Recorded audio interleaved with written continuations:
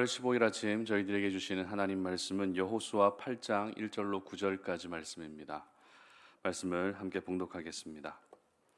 여호와께서 여호수아에게 이르시되 두려워하지 말라 놀라지 말라 군사를 다 거느리고 일어나 아이로 올라가라. 보라, 내가 아이 왕과 그의 백성과 그의 성읍과 그의 땅을 다 내 손에 넘겨 주었으니 너는 여리고와 그 왕에게 행한 것 같이 아이와 그 왕에게 행하되 오직 거기서 탈취할 물건과 가축은 스스로 가지라.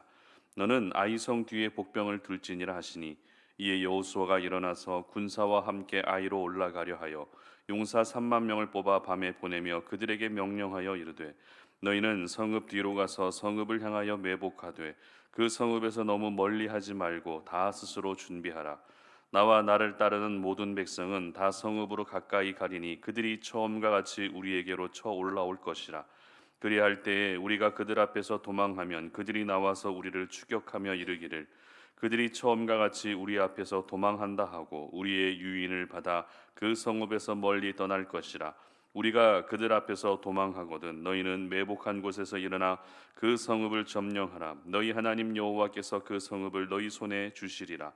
너희가 그 성읍을 취하거든 그것을 불살라 여호와의 말씀대로 행하라. 보라, 내가 너희에게 명령하였느니라 하고 그들을 보내며 그들이 매복할 곳으로 가서 아이 서쪽 베델과 아이 사이에 매복하였고 여호수아는 그 밤에 백성 가운데에서 잤더라. 아멘. 하나님의 사람은 온 힘을 다해야 한다라는 제목으로 오늘 말씀 전합니다. 여러분 주위에는 항상 최선을 다해 살아가는 사람들이 계십니까? 자신에게 맡겨진 일이 어떤 일인지에 상관없이 항상 최선을 다하고 그렇게 열심을 다하여 살아가는 사람들의 모습은 언제 봐도 참 아름다운 것 같습니다. 그러면 최선을 다하는 모습에 반대되는 모습은 어떤 모습일까요? 그것은 바로 요령을 부리는 모습이 아닐까라는 생각이 드는데요. 이 요령이라는 말은 일을 할 때에 꼭 필요하고 또 중요한 것 위주로 한다는 좋은 의미도 있지만 적당히 해 넘기는 잔꾀라는 별로 좋지 않은 그런 의미도 함께 가지고 있습니다. 그렇기 때문에 이 요령껏 하는 사람들의 모습을 보면 한편으로는 지혜로워 보이기도 하지만 또 한편으로는 굉장히 불성실해 보일 수도 있다는 것입니다. 반면에 매사에 최선을 다하고 항상 온 힘을 다하는 모습은 언제 봐도 아름답고 또 좋은 모습인 것 같습니다. 그렇다면 하나님의 사람들이 이 땅을 살아갈 때에 가져야 할 자세는 어떤 모습일까요? 요령껏 사는 모습입니까? 아니면 온 힘을 다해 살아가는 모습입니까? 두말할 것도 없이 온 힘을 다해 살아가는 모습이 바로 하나님의 사람들의 기본적인 삶의 모습이 되어야 할 것입니다. 비록 그것이 사람들의 눈에 보기에는 미련해 보이고 또 어리숙해 보일지라도 저희는 사람들의 시선을 의식하기보다 하나님의 시선을 의식해야 하는 하나님의 사람들이기 때문에 모든 일에 최선을 다하고 모든 일에 온 힘을 다할 수 있어야 되는 것입니다. 오늘 본문은 지난번에 실패했던 아이성을 다시 공격하고 있는 장면을 기록하고 있습니다. 여리고성에 비하면 작은 성이 이 아이성입니다. 그러나 이 아간의 범죄로 인해 어이없는 패배의 아픔을 겪은 후에 다시 한번 아이성을 향해 올라가게 되는데요. 그런데 이렇게 두 번째 아이성을 향해 올라갈 때의 모습은 첫 번째와는 조금 다른 부분이 있었습니다. 첫 번째 올라갈 때만 해도 여호수아가 아이성을 보낸 정탐꾼들의 보고의 내용을 토대로 전쟁을 준비했다면 두 번째 아이성으로 올라갈 때에는 하나님께서 직접 여호수아에게 말씀하셨고 하나님의 말씀을 토대로 이 전쟁이 준비되고 있었던 것입니다. 여러분, 이것은 전쟁을 앞둔 상황에서 굉장히 중요한 부분이라 할 수 있습니다. 왜냐하면 이 전쟁을 치를 때 사람을 의지하느냐 아니면 하나님을 의지하느냐가 한 번에 드러나기 때문입니다.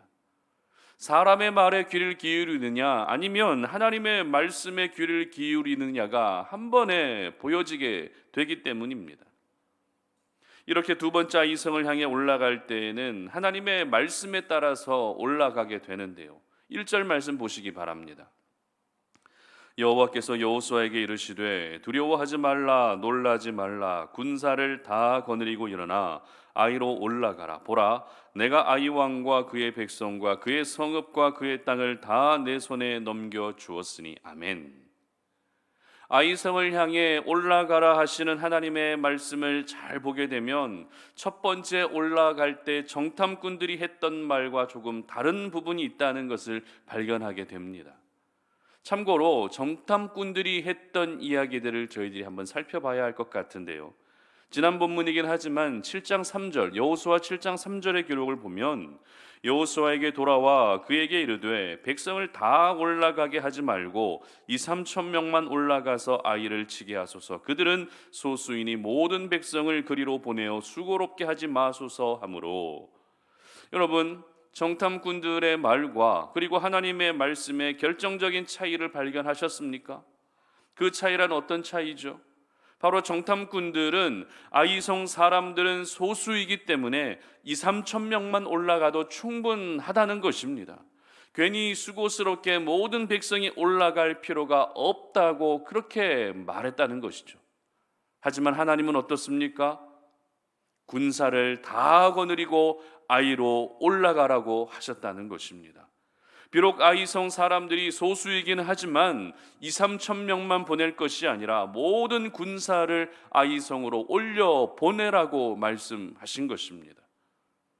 여기서 저희들은 상대가 어떤지에 따라서 요령을 부리고 상대가 어떤 상황인지에 따라서 계산하는 태도를 취할 것이 아니라 하나님의 사람들은 매사에 온 힘을 다하는 것을 하나님이 그렇게 기뻐하신다는 것을 먼저 기억할 수 있어야 됩니다.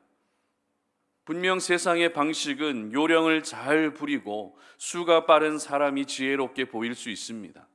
하지만 하나님의 방식은 언제나 최선을 다하는 것을 기뻐하시고 온 힘을 다해 맡겨진 일을 감당하는 것을 더 기뻐하신다는 것입니다. 이렇게 온 백성들은 여호수아와 함께 아이성으로 올라가게 되는데요. 그런데 이 아이성과의 두 번째 전투에서 이길 수 있었던 결정적인 이유가 있었습니다. 오늘 본문 2절 하반절 보시기 바랍니다. 너는 아이성 뒤에 복병을 둘지니라 하시니. 아멘. 바로 매복이라고 하는 전략을 통해서 이길 수 있었다는 것입니다. 다시 말해서 온 힘을 다해 살아가는 사람들에게는 세상을 이길 수 있는 하나님의 방법, 사탄의 유혹과 속임수에도 걸려 넘어지지 않는 하나님의 특별한 방법을 알려주시는 것입니다. 이것은 요령을 피우며 살아가는 사람들은 절대 알 수 없는 하나님의 방식이죠. 요령을 피우며 살아가는 사람들은 감히 생각할 수도 없고 흉내도 낼 수 없는 하나님만의 방법인 것입니다. 여러분, 이 세상은 공중권세 잡은 자가 역사하는 그런 세상입니다. 이와 같은 세상 속에서 내 방식으로 산다는 것은 한계가 있습니다.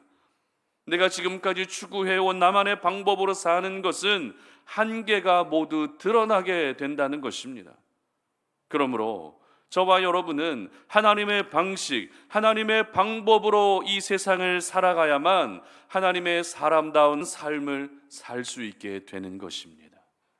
이 하나님의 방법은 오늘도 우리가 온 힘을 다하며 살아가는 사람들에게 주어지는 특별한 은혜의 선물인 것입니다. 하나님을 섬기는 일에도 온 힘을 다하고 여러분에게 맡겨진 모든 삶의 현장에서도 온 힘을 다하고 심지어 가정의 일을 감당할 때에도 우리는 온 힘을 다할 수 있어야 되는 것입니다. 요령껏 사는 사람이 아니라 온 힘을 다해 사는 사람이 되어야 하는 것입니다. 정탐꾼들의 말을 듣고 소수의 사람만 올려 보낼 때에는 그 수가 3천 명이었습니다. 그러나 하나님의 말씀을 듣고 올려보낸 사람의 수는 몇 명입니까? 3절 말씀 보시기 바랍니다. 이에 여호수아가 일어나서 군사와 함께 아이로 올라가려 하여 용사 3만 명을 뽑아 밤에 보내며. 아멘. 무려 3천 명의 10배가 되는 3만 명을 올려보냈다는 것입니다. 그런데 이 3만 명도 복병이었을 뿐입니다. 5절 상반절의 기록을 보게 되면 나와 나를 따르는 모든 백성은 다 성읍으로 가까이 가리니 아멘. 바로 모든 백성들이 아이성을 향해 올라갔던 것입니다. 그리고 아이성은 결국 무너지게 되죠.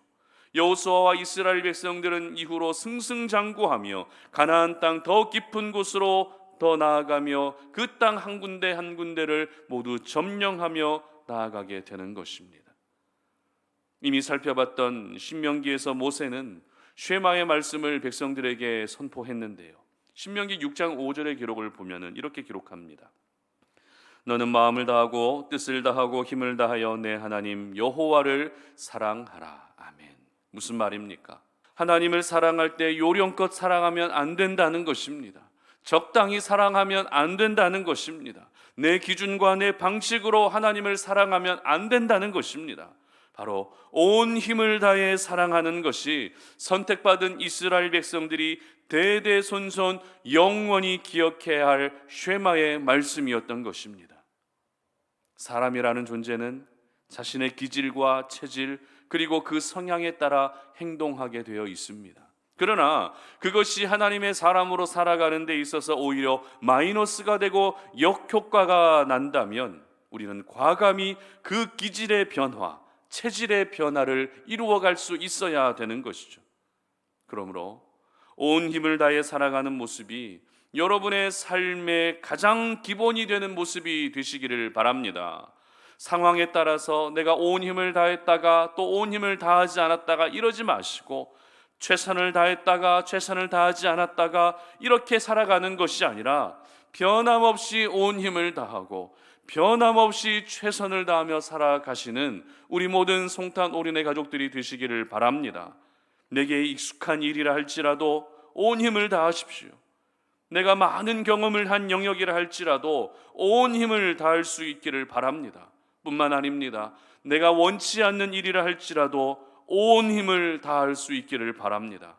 그래서 온 힘을 다하며 살아가는 저와 여러분에게 이 세상을 이길 수 있는 하나님의 방법과 하나님의 방식이 깨달아지고 알게 되어지는 그런 귀한 은혜가 있으시기를 주님의 이름으로 축복합니다. 함께 기도하겠습니다.